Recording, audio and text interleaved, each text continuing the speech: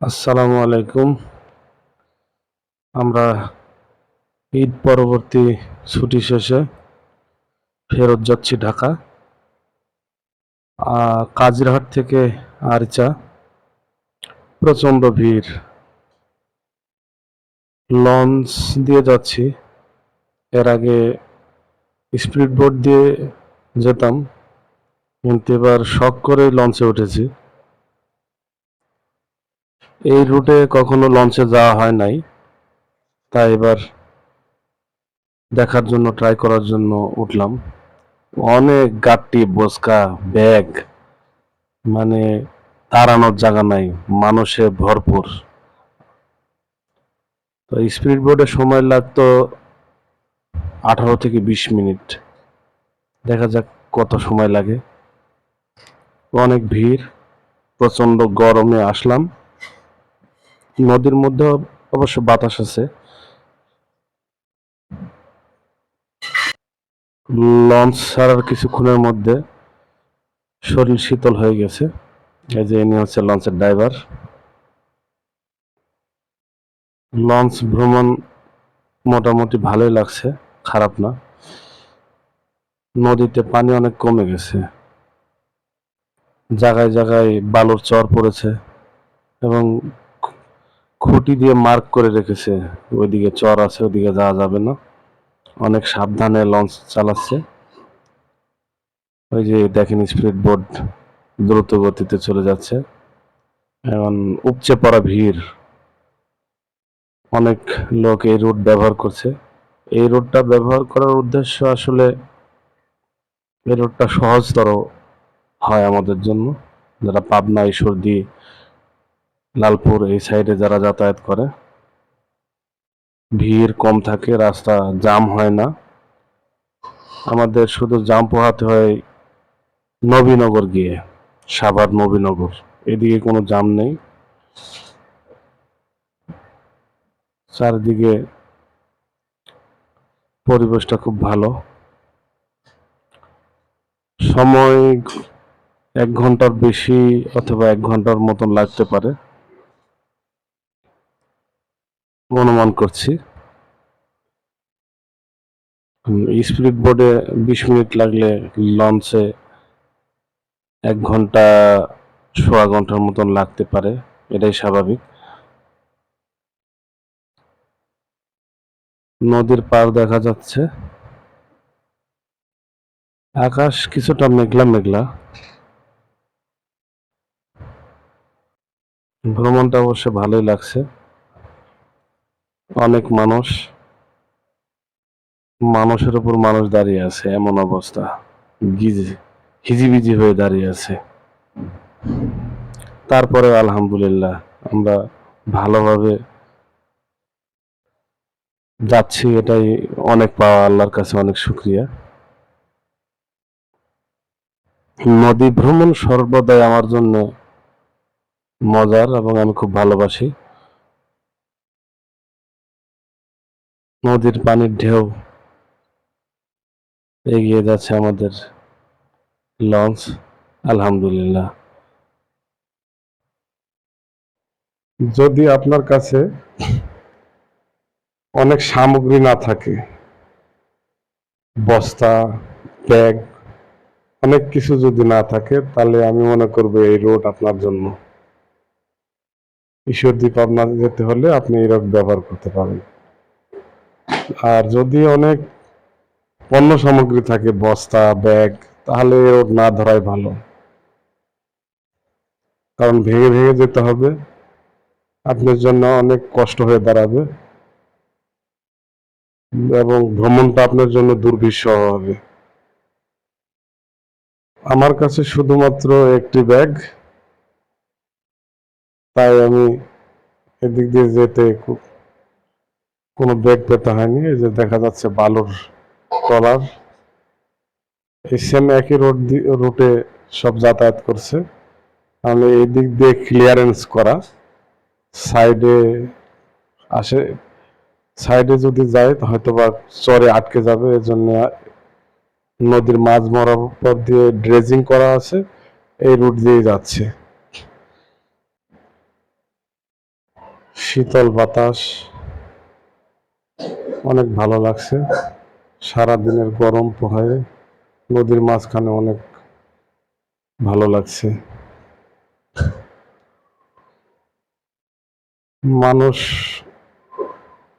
এমন ভাবে দাঁড়িয়ে আছে যে একে অপরের সাথে গন্ডগোল পর্যন্ত লাগিয়ে দিচ্ছে, মারামারির পর্যায়ে চলে যাচ্ছে। এমন অবস্থায় যে সামনে দেখছেন এই ছেলেটা, এরা 2-3 জন মিলে গন্ডগোল বাঁধিয়েছিল।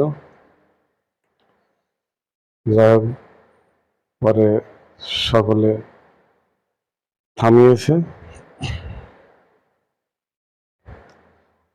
আমরা প্রায় মাঝপথে। এই যে দেখছেন বালুর বোঝাই ট্রলার গুলো এগিয়ে যাচ্ছে।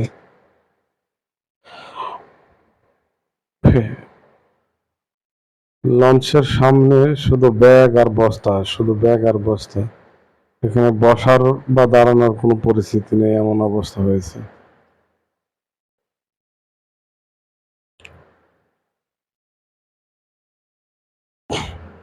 আমি সচরাচর চেষ্টা করি এই সাভার, মানিকগঞ্জ, আরিচা টু কাজিরহাট হয়ে পাবনা যাওয়ার, এবং এই রোডটাই আমার কাছে অনেক ভালো লাগে। আমি এই দিক দিয়েই যাতায়াত করি। যমুনা সেতু হয়েও যাওয়া যায়, সেদিক দিয়ে অনেক ভিড় হয় ঈদের মধ্যে। ওদিকে ট্রাফিক জ্যামের পরিমাণটা অনেক বেশি হয়, তাই ওই দিক দিয়ে আমার পছন্দ হয় না, তাই আমি এদিক দিয়ে যাতায়াত করি। যদিও সময় সাপেক্ষে ওই দিক দিয়েও যেতে হয় মাঝে মধ্যে। আমি ঈদ ব্যতীত ওই রোড দিয়ে অনেক ভিড়ভাট্টা হয় না। চান্দুরার ওই সাইডে হয় কিছুটা ভিড়, তারপরেও এই রোডটাই আমার কাছে ভালো লাগে আবহাওয়া ভালো থাকলে। এই রুটে মোটামুটি বেশ ভালোই লঞ্চ, ফেরি এবং স্পিড বোট চলে। এমনি স্বাভাবিক সময়ে ঈদ ব্যতীত এত ভিড় থাকে না, অনেকটা জনশূন্যই বলা চলে। এবং স্পিড বোটে যেতে হলে কিছুক্ষণ দাঁড়িয়ে থাকতে হয় সিরিয়ালের জন্য। ওদের 14-15 জন 16 জন না হওয়া পর্যন্ত ওরা ছাড়ে না। আর লঞ্চ এবং ফেরি এরা তো সময় বাঁধা, এদের সময় টাইম টু টাইম ওদেরকে ছেড়ে আসতে হয়, যেতে হয়।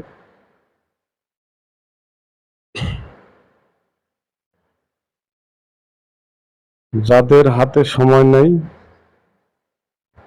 তারা অবশ্যই স্পিড বোট দেখতে হবে, কারণ লঞ্চ বা ফেরি অনেক ধীর গতিতে চলে। কাজেই যাদের হাতে সময় নেই তারা অবশ্যই স্পিড বোটে চলে যাবেন, তারা লঞ্চ বা ফেরির দিকে না ঝুঁকবেন। আমার কাছ থেকে 2টা টিকিট কিনেছি আমরা, 85 টাকা করে, 85 টাকা নিয়েছে একটা, 170 টাকা নিয়েছে। আর আপনি স্পিড বোটে যদি যান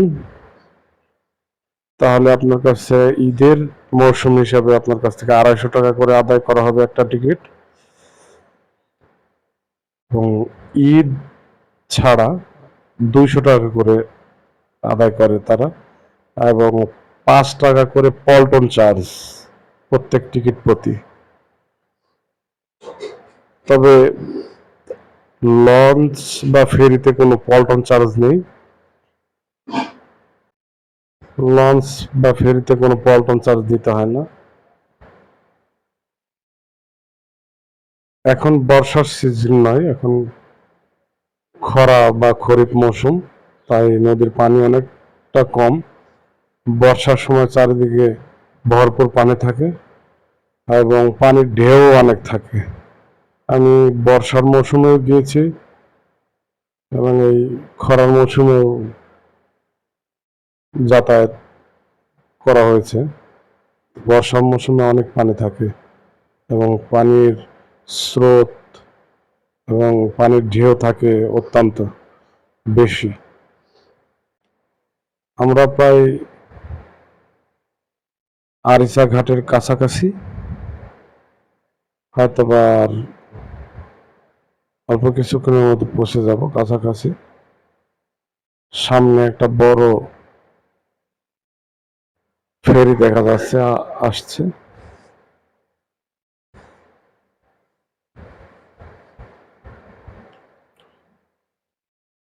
সকলে মোবাইল চালাতে ব্যস্ত, যে যার মতো মোবাইল চালাচ্ছে,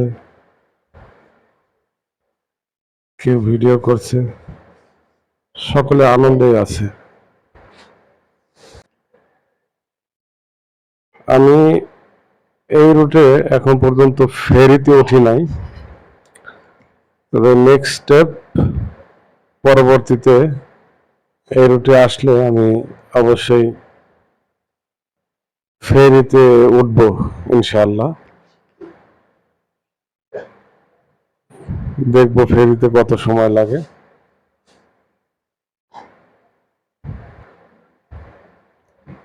তবে ফেরি আর লঞ্চ দুটার গতি আমার মনে হয় সমান সমানই হবে,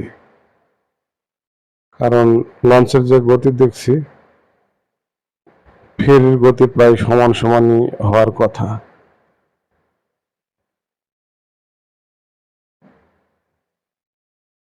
যাদের হাতে কিছুটা সময় থাকে তারা অবশ্যই লঞ্চ বা ফেরিতে যাতায়াত করবেন, তাতে আপনার কিছু টাকাও সাশ্রয় হবে এবং কিছুটা সময় উপভোগ করতে পারবেন ভ্রমণটাকে। লঞ্চের ড্রাইভারের সাথে একজন হেল্পারও আছে, যে ডিরেকশন দিচ্ছে, এই সাইড দিয়ে যান, এই সাইড দিয়ে যান, এমন করে।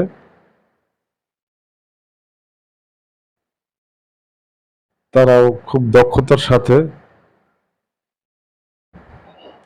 লঞ্চ পরিচালনা করে এবং তাদের সাথে আলাপচারিতায় জানা গেল অনেক সময় ভুলবশত তারা লঞ্চ চরে বাঁধিয়ে ফেলে। এই যে দেখেন, একটা ফেরি চরে বাঁধিয়ে ফেলেছে, আটকে গেছে চরে। তাদের এখানে হয়তো বা আরো 3-4 ঘন্টা অপেক্ষা করতে হবে, কারণ জোয়ারের পানি না আসা পর্যন্ত তারা ওখান থেকে সরতে পারবে না। লঞ্চের ড্রাইভার আর হেল্পারের কথা জানতে পারলাম যে তারা অনেক সময় অসাবধানতায় অনেক সময় আটকে যায়, ভুলবশত আটকে যায় চরে। তখন তাদেরকে অপেক্ষা করতে হয় 3 ঘন্টা, 4 ঘন্টা, 5 ঘন্টা, জোয়ারের পানি না আসা পর্যন্ত অপেক্ষা করতে হয়। জোয়ারের পানি আসলে 3-4 ফিট, 5 ফিট পানির জোয়ার আসে, তখন তারা চর থেকে বেরিয়ে আসতে পারে। আমরা প্রায় শেষ পথে কাছাকাছি। তো আমার অ্যানালাইসিসে দেখলাম প্রায় 1 ঘন্টা 10 মিনিটের মতন সময় লেগেছে। তো মোটামুটি 1 ঘন্টা 10 মিনিট 15 মিনিটের মধ্যে আমরা আরিচা ঘাটে আসবো। কাজিরহাট থেকে আরিচা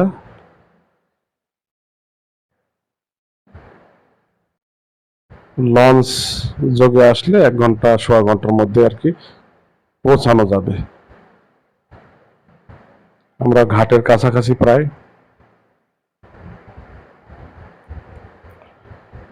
সকলেই তাদের ব্যাগ বস্তা হাতে